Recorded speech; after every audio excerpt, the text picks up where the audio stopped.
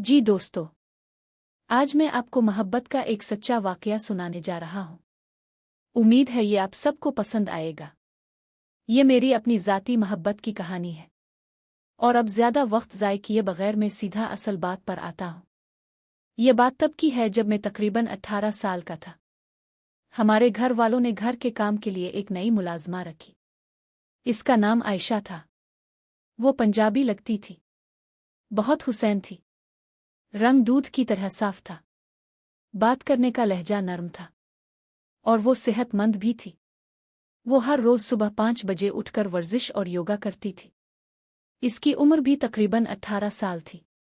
लेकिन इसका रवैया बिल्कुल बच्चियों जैसा था। बात भी बच्ची की तरह करती थी। दिल की साफ और मासूम थी। जिस्म से बड़ी हो गई थी। लेकिन ज़हन अभी बहुत सादा था।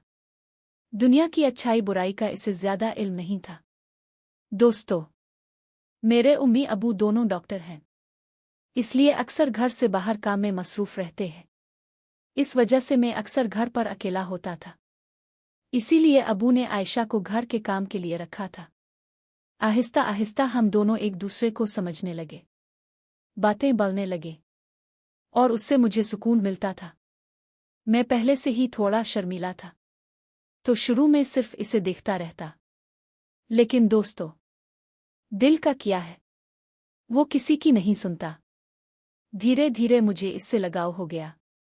जब भी मैं स्कूल से वापस आता, वो मेरा इंतज़ार करती।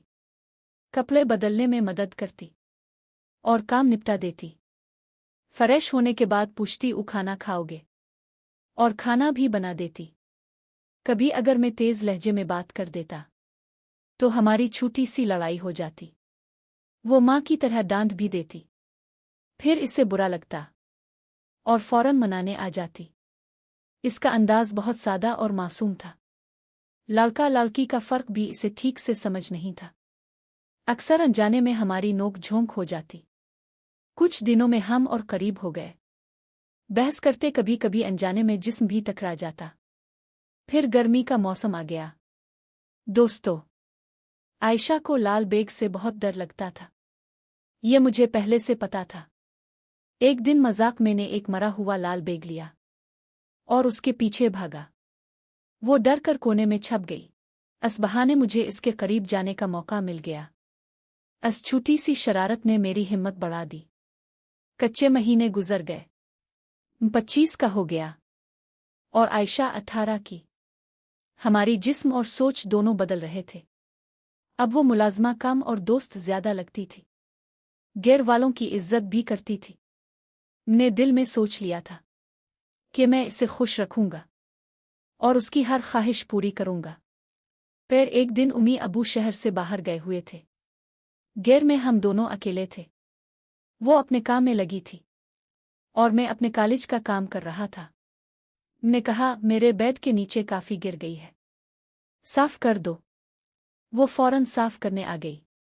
वक्त के साथ मेरे जज्बात मेरे बस से बाहर हो गए।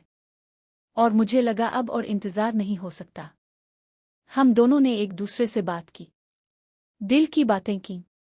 पैर मैंने कहा, आयशा, मैं तुमसे मोहब्बत करता हूँ। उसने भी कहा, मैं भी तुमसे मोहब्बत करती हूँ। इस दिन के बाद हमने एक दूसरे को और समझा। अलिफाक दूसरे का ख्याल रखा। जब ज़रूरत होती मैं इसकी मदद करता। हमेशा कोशिश करते कि एक दूसरे को खुश रखें। आखिर में हम दोनों सुकून से सो गए। आज तक हमारा रिश्ता मजबूत है। हम एक दूसरे की इज्जत करते हैं। और कदर करते हैं। अगर आपको ये कहानी पसंद आई हो तो लाइक कर दीजिए।